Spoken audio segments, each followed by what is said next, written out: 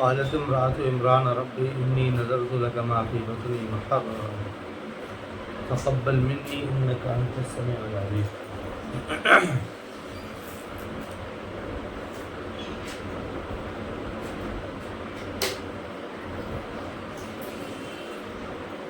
یہاں سے قرآن کریم کے اندر اس سورت کا اصل مضمون شروع ہو رہا ہے۔ اصل مضمون اس سورہ کا ہے نصارہ پر اتمام حجت۔ نصارہ پر اتمام حجت یہ اس سورہ کا اصل مضمون ہے، اور اس کے اندر جو بات اصل کرنی ہے یا کری گئی ہے وہ ہے نصرانیوں پر اتمام حجت۔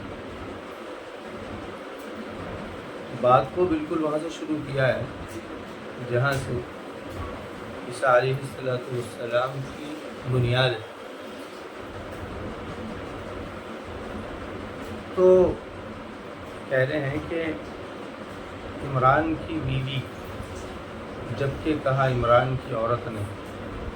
قرآن میں عورت کا نام بھی ذکر نہیں ہے کبھی بھی۔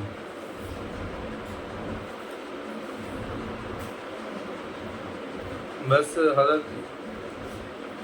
عیسیٰ کی ماں مریم کا ذکر آتا ہے، وہ بھی اس وجہ سے کیونکہ ان کے باپ کے بغیر پیدائش ہوئی، ورنہ ہر جگہ قرآن اسی طریقے سے الفاظ استعمال کرتا ہے۔ امرات فلاں، امرات ابراہیم، امرات عمران، امرات کے لفظ سے یہ امرات لوط، یہی اس طریقے سے بات کرتا ہے وہ۔ اس قالت امرات عمران، اور یاد کیجئے جبکہ کہا عمران کی بیوی نے،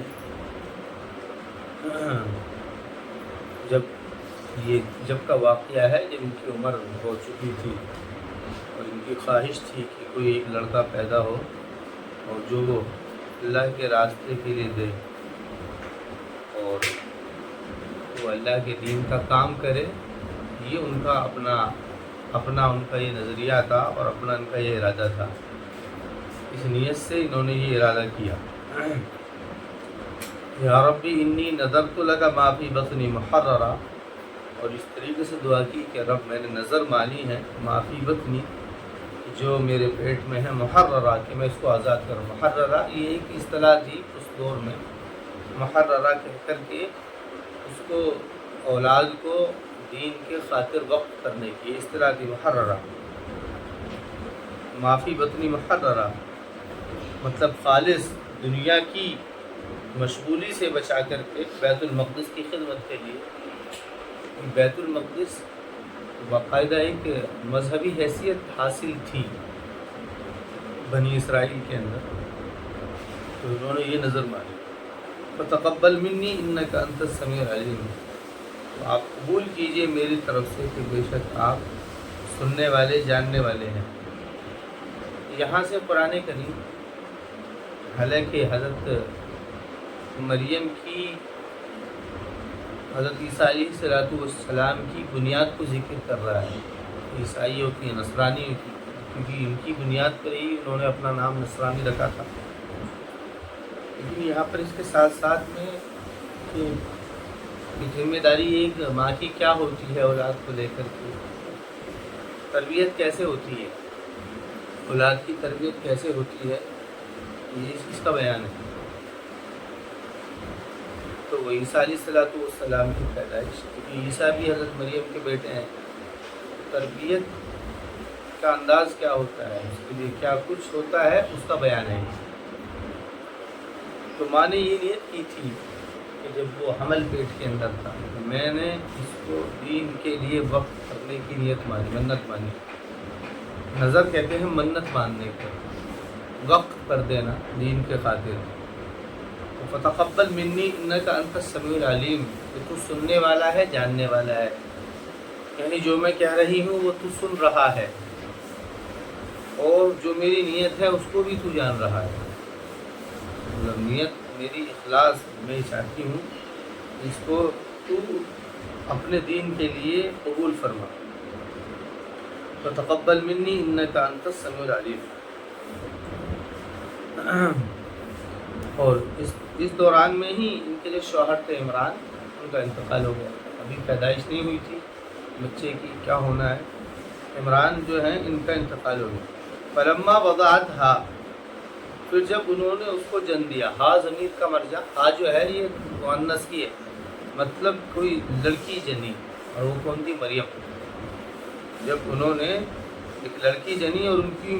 کی امید یہ تھی کہ لڑکا ہوگا، اس لیے کہ آزاد جو ہوتے تھے وہ صرف لڑکے ہی ہوتے تھے، اور کام جو ہوتا تھا وہ لڑکوں سے ہی ہوتا تھا، اور دیکھا کہ یہاں پر لڑکی ہو گئی ہے، یہ خیال کہ ہم نے تو نیت کی ہے دین کے خاطر وقف کرنے کی، اور پھر یہ ہو گیا ہے۔ تو یہ جب معاملہ ہوا تو انہوں نے کہا ربی انی وضعتھا انثی،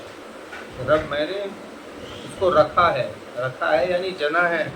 لڑکی، واللہ اعلم بما وضعت، اور اللہ زیادہ جانتا ہے بما وضعت، اس کو جس کو اس نے رکھا، یعنی اللہ تعالیٰ اس کو جانتا ہے۔ یہ مطلب کہ اللہ تعالیٰ ہی کی طرف سے ایک جملہ ہے بیچ میں، حالانکہ اللہ کو پتہ ہے اس کی کیا ہوئی ہے، لڑکا ہوئی ہے لڑکی ہوئی ہے۔ یہاں پر ایک انداز میں اولاد کے اندر اس مضمون کا خیال کر کے بات کی گئی ہے کہ تمہارا معاملہ نیت کرنے کا ہے، یہ بات کہ لڑکا ہی کام کرے گا لڑکی نہیں کرے گی، یہ اس تصور کو، ایک تو یہ اس تصور کی طرف اشارہ ہے، اور دوسری بات یہ ہے کہ کون سا کام کس سے کیا لیا جائے گا وہ تم نہیں جانتے ہو، بلکہ اللہ تعالیٰ جانتا ہے کہ وہ کیسے ہوتا ہے۔ اللہ نے کہا، انہوں نے کہا وَلَيْسَ الذَّكَرُ كَالْأُنثَىٰ، کہ لڑکا تو لڑکی کی طرح نہیں ہوتا ہے، اور نہیں ہے لڑکا یعنی کہ جس کو میں چاہتی ہوں لڑکی کی طرح۔ مطلب کیا ہے؟ مطلب یہ ہے کہ جو کام لڑکا کر سکتا ہے وہ کام لڑکی نہیں کر سکتی، وَلَيْسَ الذَّكَرُ كَالْأُنثَىٰ، اس لیے کہ وہ صلاحیت نہیں رکھتی ہے کمزوری کی وجہ سے اور اپنی عورت ہونے کی وجہ سے، اور جو اس کے ساتھ میں جو حالات رہتے ہیں ان کی وجہ سے اس کے اندر یہ صلاحیت نہیں ہے کہ وہ اس طریقے کی کوئی خدمت اٹھا سکے۔ تو اب کیا کیا جائے؟ کیونکہ انہوں نے نیت کر لی تھی آزاد کرنے کی، خیر اب وہ جو نیت کر لی تھی اس کے مطابق انہوں نے کیا۔ انہوں نے کہا وَإِنِّي سَمَّيْتُهَا مَرْيَمَ، میں نے اس کا نام مریم رکھا ہے۔ دوسری ذمہ داری ذکر کی جا رہی ہے اولاد کی تربیت کی۔ پہلی ذمہ داری یہ ہے کہ نیت اس وقت میں کی جائے کہ جس وقت میں وہ ابھی ظاہر نہیں ہوا ہے، اولاد جو ہے ظاہر نہیں ہوئی ہے، پہلی بات تو یہ ہے، یعنی کہ اس کو دین کی خدمت کے لیے، انسانوں کی جو پیدائش اللہ نے دنیا کے اندر کی ہے اس کا مقصد ہی یہ ہے تاکہ وہ دین کی خدمت کرے۔ وَمَا خَلَقْتُ الْجِنَّ وَالْإِنسَ إِلَّا لِيَعْبُدُونَ، کہ ہم نے انسان اور جن کو اس لیے ہی پیدا کیا ہے تاکہ وہ اس کی عبادت کریں۔ اور اس امت کا تو اعزاز ہی یہ ہے کہ اس امت کو تو پیدا ہی اس لیے کیا گیا ہے تاکہ وہ لوگوں کی فکر کریں، ان کی ہدایت کی، اور ان کے جو دین سے دوری ہے اس کے اوپر رد کریں۔ پہلی دوسری ذمہ داری یہ ہے کہ اس کا نام رکھا جائے، اور نام بھی ایسا رکھا جائے جو کہ معنی خیز ہو۔ عام طور سے جو نام رکھے جاتے ہیں اب ان ناموں کی کوئی حیثیت نہیں ہوتی ہے، وہ دیکھنے میں تو نام خوبصورت ہوتے ہیں لیکن معنی ان کا کچھ نہیں ہوتا ہے، معنی خیز نہیں ہوتے ہیں وہ۔ تو یہ اس چیز کا بہت زیادہ دھیان رکھنے کی ضرورت ہے۔ اس وقت میں جو ہے 95% جو نام ہے وہ ایسے ہیں جو کہ معنی خیز نہیں ہیں، بس دیکھنے میں تو بہت خوبصورت ہے، نئے نام ہیں وہ، لیکن ان کا معنی اگر نکالا جائے تو کوئی معنی نہیں بنتا ہے۔ دوسری ذمہ داری یہ ہے کہ ان کا نام رسول اکرم علیہ السلام نے ارشاد فرمایا کہ نام رکھا کرو، نام کے اثر ہوتے ہیں، نام کے ذات پر اثر ہوتے ہیں،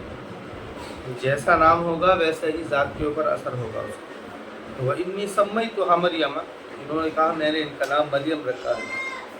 مریم یہ اسی زبان کا لفظ ہے، سریانی عبرانی زبان کا لفظ ہے، جس کے معنی جو ہے وہ تقویٰ طہارت پاک دامنی کے ہیں۔ وَإِنِّي أُعِيذُهَا بِكَ وَذُرِّيَّتَهَا، تیسری ذمہ داری یہ ہے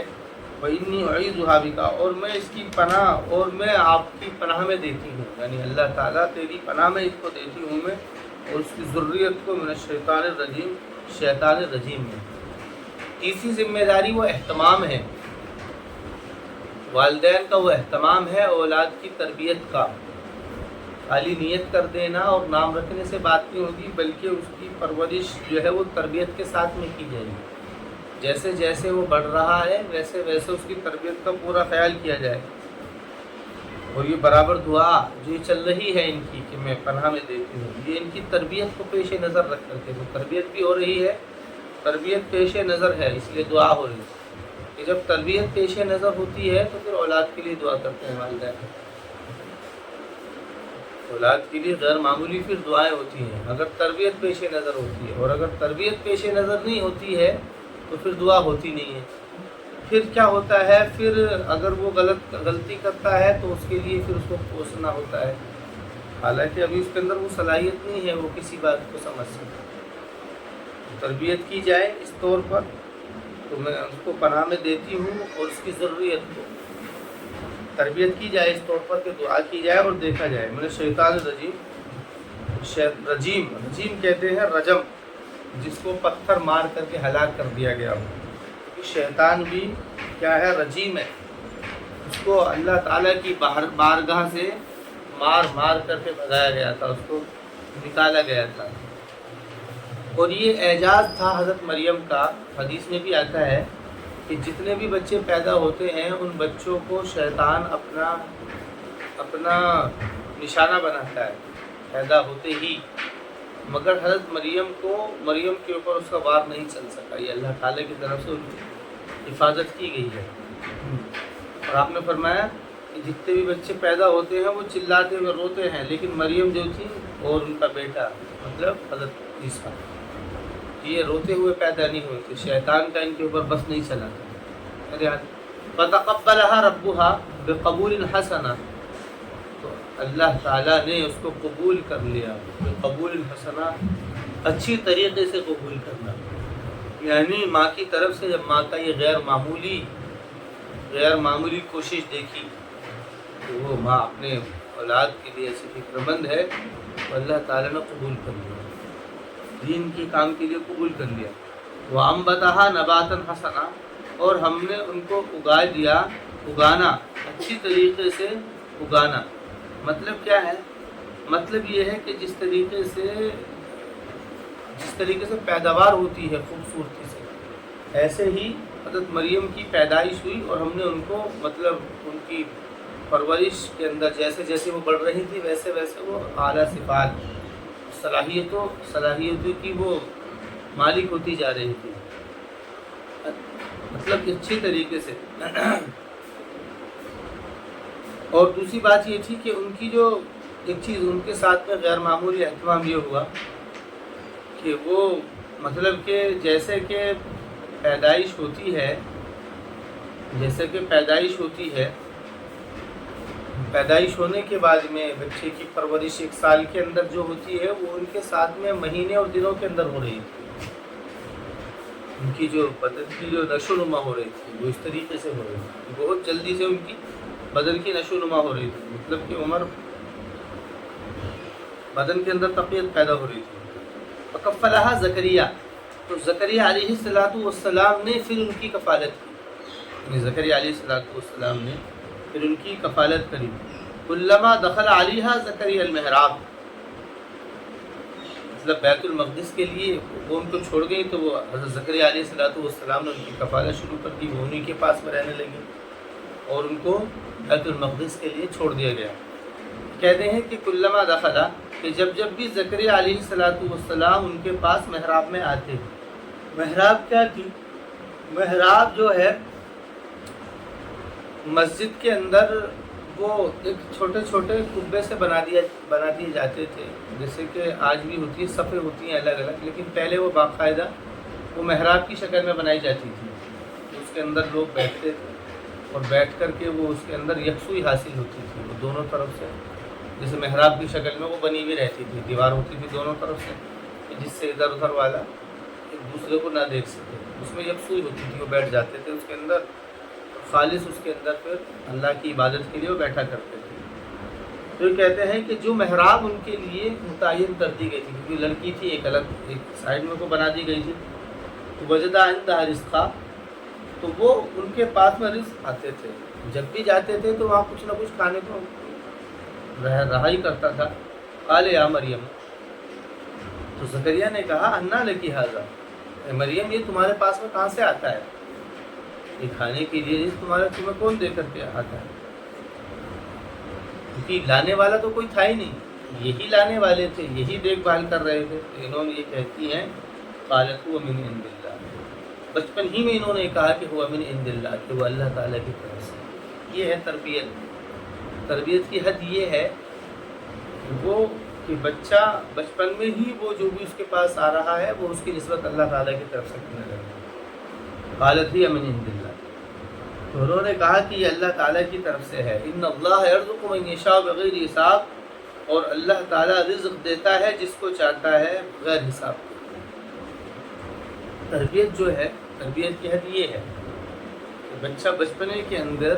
ہر چیز کی نسبت اللہ تعالیٰ کی طرف کرنے لگے کہ یہ اللہ ہی کی طرف سے ہے۔ ان اللہ یرزق من یشاء بغیر حساب۔ اذکر ربک کثیرا وسبح بالعشی والابکار، اور اس دوران کہ جس دوران وہ عمل رہے برابر اللہ کا ذکر کرتا رہے اور تسبیح کرتا رہے صبح اور شام۔ مطلب یہاں پر یہ بات کی طرف بات رکھی ہے کہ والدین کا غیر معمولی، والدین جو ہوتے ہیں والدین کی بڑی ذمہ داری ہوتی ہے اولاد کی پرورش کے اندر۔ والدین کی اولاد کی پرورش میں اتنی بڑی ذمہ داری ہوتی ہے کہ والدین کو بھی اپنے آپ کو ایسا بنانا ہوتا ہے۔ اس لیے ایسا نہیں ہے کہ باپ تو بیٹھا ہوا ہے زنا کے اڈے پر یا جوئے کے اڈے پر اور اولاد کو متقی ہونے کی خواہش کر رہا ہے یا متقی ہونے کے سپنے دیکھ رہا ہے، یعنی خود تو اتنا گنہگار ہے کہ گناہوں کے بالکل دہانے کے اندر پہنچا ہوا ہے اور اولاد کو خواہش رکھتا ہے ولی ہونے کی۔ ایسا نہیں ہوتا ہے، یہ ضابطہ نہیں ہے اللہ تعالیٰ کا۔ ضابطہ یہ ہے کہ والدین کو پہلے بڑی قربانی دینی ہوتی ہے، اس کے بعد میں اولاد جو ہوتی ہے وہ نیک ہوتی ہے۔ تو حضرت زکریا علیہ السلام کے متعلق اور حضرت یعنی کہ مریم کی والدہ کے متعلق جو بات کہی گئی ہے کہ انہوں نے پہلے ہی نیت کی تھی، یہ جو ان کے اپنے نیتیں تھیں اور اپنے ارادے تھے اور ان کا جو اللہ تعالیٰ سے تعلق کا ایک غیر معمولی نسبت تھی، اس کا بیان کر کے اس کا اشارہ کیا ہے کہ والدین کی بڑی ذمہ داری ہے، اور اس کو اس لفظ میں ذکر کیا ہے وَاذْكُرْ رَبَّكَ كَثِيرًا وَسَبِّحْ بِالْعَشِيِّ وَالْإِبْكَارِ، اور تم اپنے رب کا بہت زیادہ ذکر کرنا اور صبح شام اللہ تعالیٰ کی تسبیح کرتے رہنا، یعنی اس کی عبادت میں مشغول رہنا، کہ اس عبادت کے اندر تمہاری مشغولی کی وجہ سے اس کا اثر جو ہے وہ غیر احساسی طور پر بچے کے اوپر پڑے گا، اور ایسا ہوتا ہے۔ وَسَبِّحْ بِالْعَشِيِّ وَالْإِبْكَارِ،